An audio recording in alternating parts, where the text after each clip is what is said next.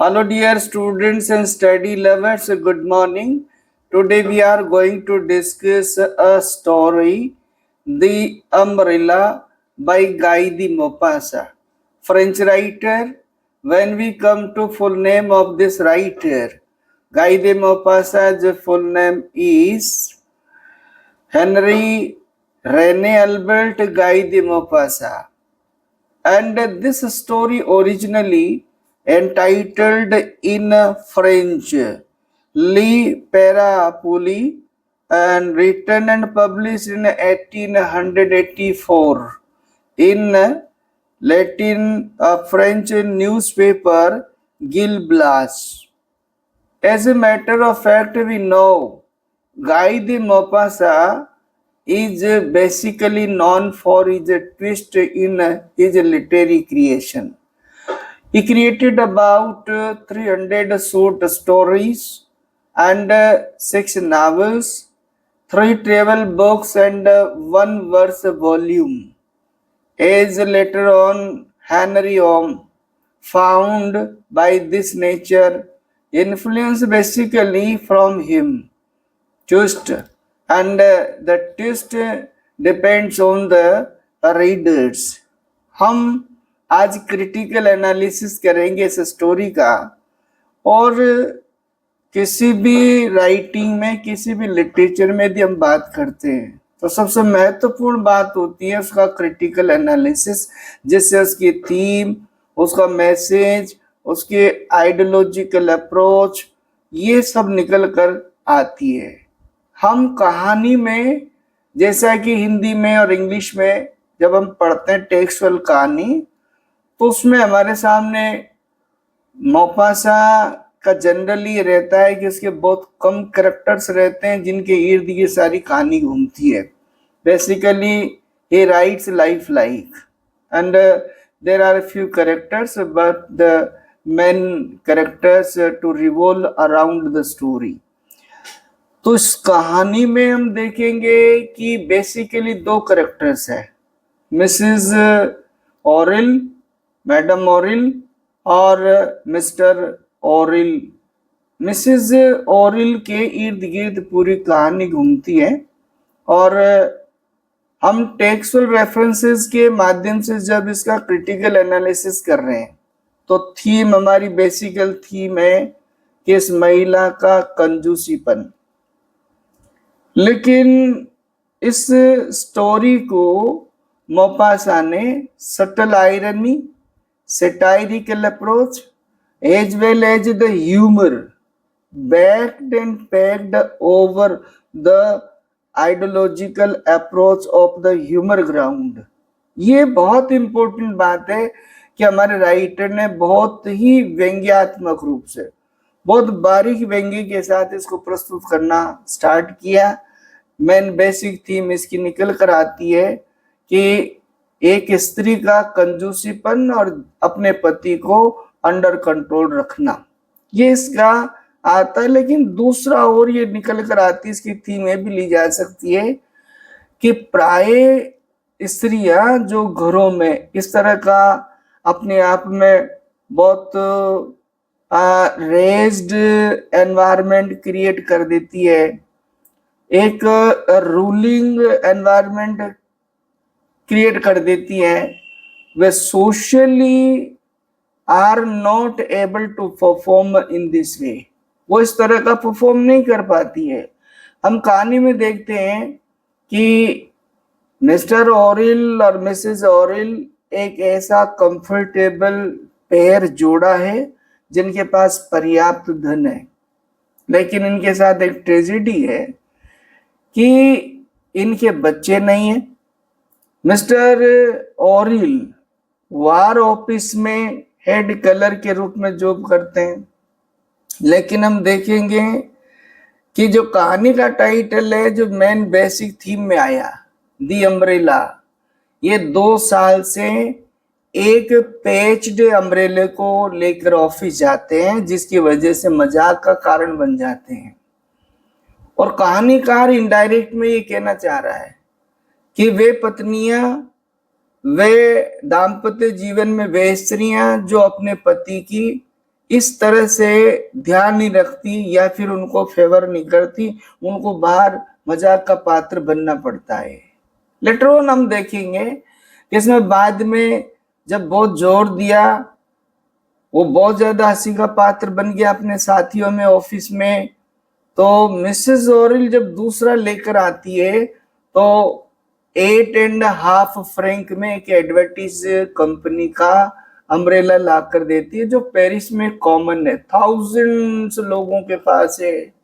और इसको जब लेकर जाता है तो इससे तो बहुत ज्यादा उसकी मजाक बन जाती है, वो बहुत ज्यादा हास्य का पात्र बन जाता है। लेकिन हुआ ये कि ये ट्रेजेडी, ये दुखांतिका 3 महीने में खत्म होगी से मतलब है, वो अम्ब्रेला 3 महीने में टूट गया। और इस बार जब हमारे मिस्टर ऑरिल ने बहुत हिम्मत करके, बहुत डेयरिंग वे में, इवन बहुत साहस करके अपनी पत्नी से कहा कि मुझे अब अच्छा अम्ब्रेला ला के दो with best silk about 20 Franks, और एक और चीज बात कही, with bill, so that I may be ensured that all is right, everything is all right.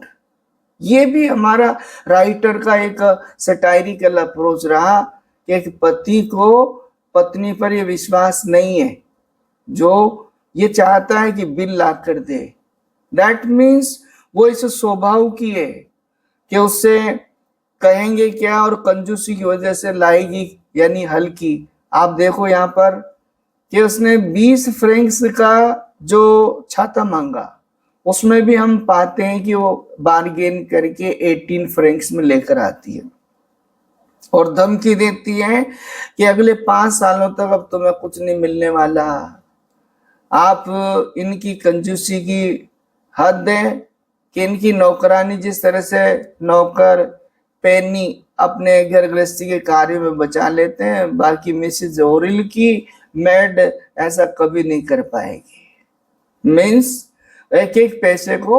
और दूसरी साइड में देखिए, जब मिस्टर ओरिल अक्सर ये कहा करते हैं कि आपको लिबरल होना चाहिए, हमें हमारी इनकम के अकॉर्डिंग रहना चाहिए, तो वो उसे सीख देती है, चूंकि उसके पास मल्टीपल वेज है to add money and several sayings about saving of मनीज।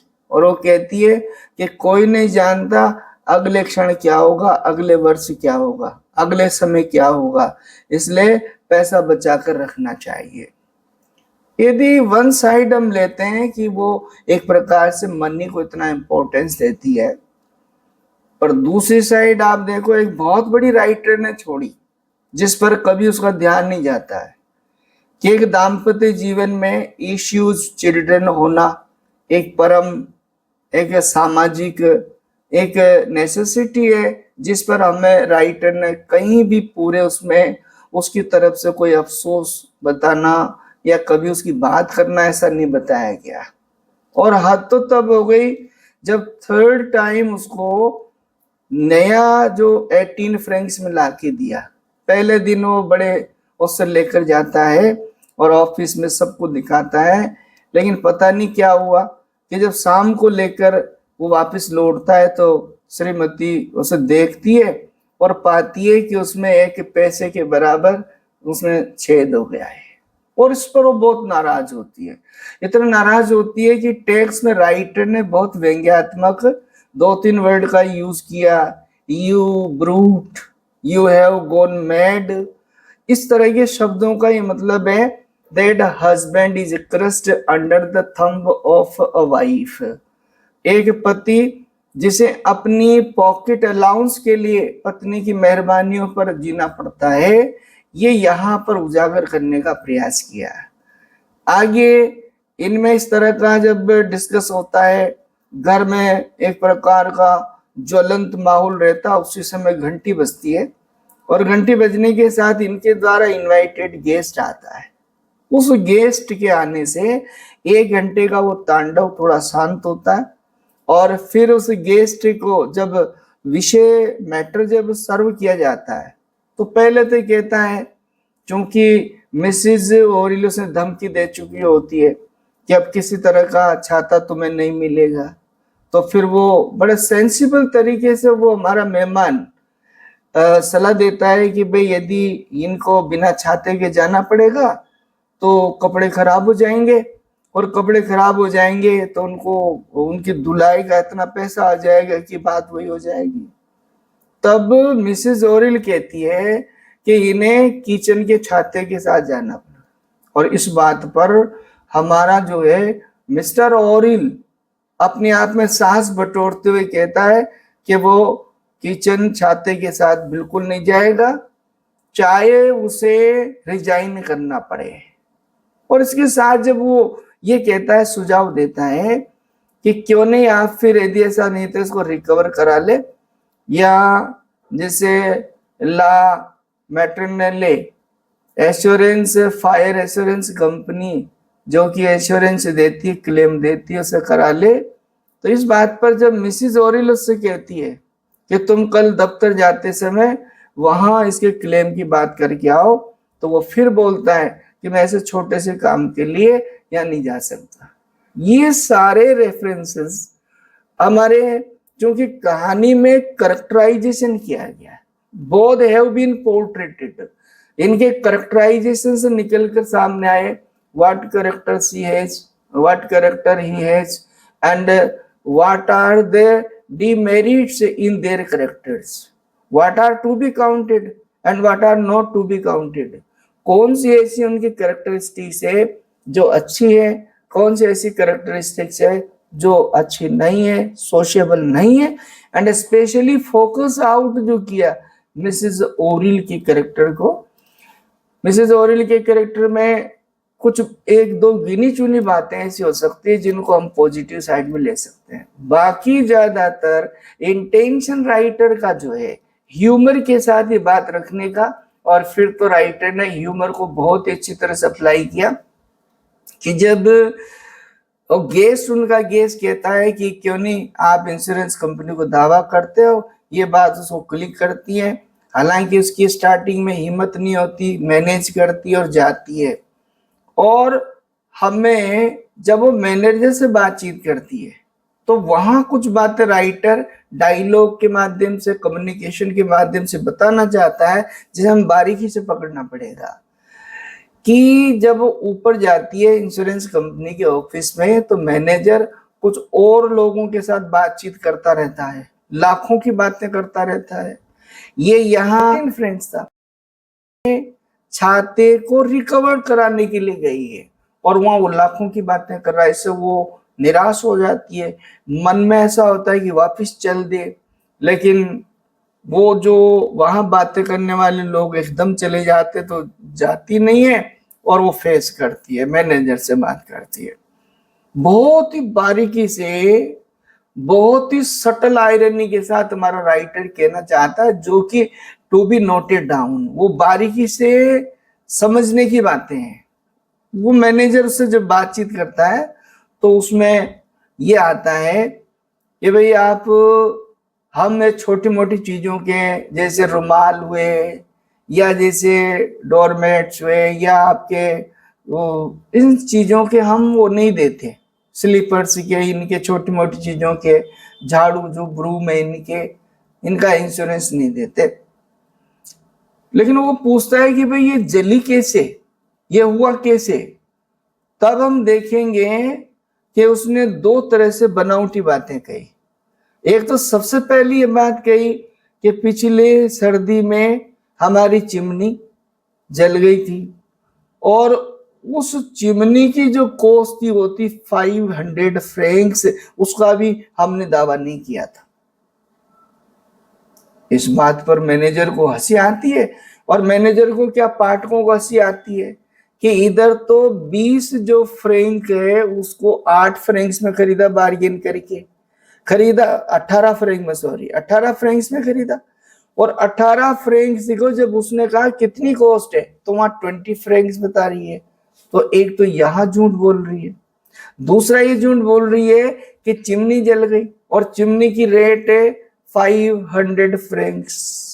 तो उसको ताज्जुब होता मैनेजर को। मैनेजर कहता भाई आप एक तरफ कह रहे हैं कि 500 फ्रैंक्स की चिमनी जल गई और उसका आपने दावा नहीं किया, तो फिर आप इस छोटी सी चीज के लिए। तो एक और आंसर यहाँ पर हास्यमय हो जाता है, जो जवाब देती है कि वो जो 500 फ्रैंक्स है वो अलग मैटर है, वो मिस्टर ओरिल की जेब से गया है। और ये जो 20 फ्रैंक्स है, जो 20 फ्रैंक्स भी है जो बताया वो झूठा था, क्योंकि ओरिजिनली उसने जो इन्वेस्ट किया था वो 18 फ्रैंक्स था। यहाँ हमारा राइटर जो कहना चाहता है, इस महिला के इस झूठे करैक्टर को बताना चाहता है। तो एनालिटिकली जब हम देखते हैं तो उसका एक रूप ये भी निकल कर आता है। और लास्ट में तो देखिए ट्विस्टिंग में देखो, जब एग्री हो जाता मैनेजर और वो इससे गेट रीड होना चाहता है, छुटकारा पाना चाहता है, तो उसको अनुमति दे देता है। तो बड़ी शॉप पे जाकर कहती है कि अच्छा से अच्छा सिल्क कवर लगा दीजिए और पैसे की मुझे बिल्कुल भी चिंता नहीं है, पैसा चाहे कितना लगे। तो मित्रों, बच्चों, जब हम बारीकी से देखते हैं तो कहानी का केवल मात्र उद्देश्य नहीं होता दैट इंफॉर्मेशन हमने ले ली, उसको क्रिटिकली समझना पड़ेगा, उसके इर्द गिर्द जो अंडरलाइंग मीनिंग उसको समझना पड़ेगा। मुझे लगता है इस डिस्कशन से आपको both characters portraying depiction by the writer निकल कर आया। और लास्ट में जो उसने ट्विस्ट यूज किया डायलॉग, उसमें उसके माउथ पीस से जो है डिपिक्टेड किया और मिसिस ओरिल ने कहा कि पैसे की मुझे चिंता नहीं है, कितना ही लगे ये मैटर नहीं करता। तो आप देखेंगे स्टार्टिंग से देखा हमने पैसे की कितनी चिंता है। जब पति को मांगने पर एक एक पैसा बड़ी मुश्किल से मिलता हो, जब वो इतना बार्गेन करती हो, पैसों को इतना महत्व देती हो, लेकिन वहां क्लियर हुआ ना आपका, क्योंकि वो इंश्योरेंस कंपनी का है। इसमें एक और चीज बहुत बड़ी बारीकी से जो बारीकी से पकड़नी पड़ेगी, ब्यूरोक्रेट्स जो है हमारे गवर्नमेंट हो या कोई भी हमारा इंस्टीट्यूशनल बॉडी, जो उसके जो ऑफिस लेवल पे जो बात है, उसने कहने का प्रयास किया कि ऑफिस लेवल पे भी ये इग्नोरेंट रहते हैं और इग्नोर की जाती है बात, क्यों लाइबिलिटी नहीं लेते। अदरवाइज उसकी अच्छी तरह से इन्वेस्टिगेशन होता तो उसको ये क्लेम नहीं मिलता। ये ब्यूरोक्रेसी पर भी सिटायर किया गया, हमारा जो फैमिलीज है उस पर भी सिटायर किया, हस्बैंड वाइफ की लाइफ पे भी सिटायर किया गया, और एक प्रैक्टिकल लाइफ में भी एक सिटायर किया गया कि यदि आपके पास पर्याप्त है तो आप इतना भी मत कीजिए जहां आपका सेल्फ रेस्पेक्ट चला जाए। सोसाइटी में, परिवार में, ये सारी चीजें इसमें निकल कर आती है। I hope you will take the meaning. We'll meet in next video.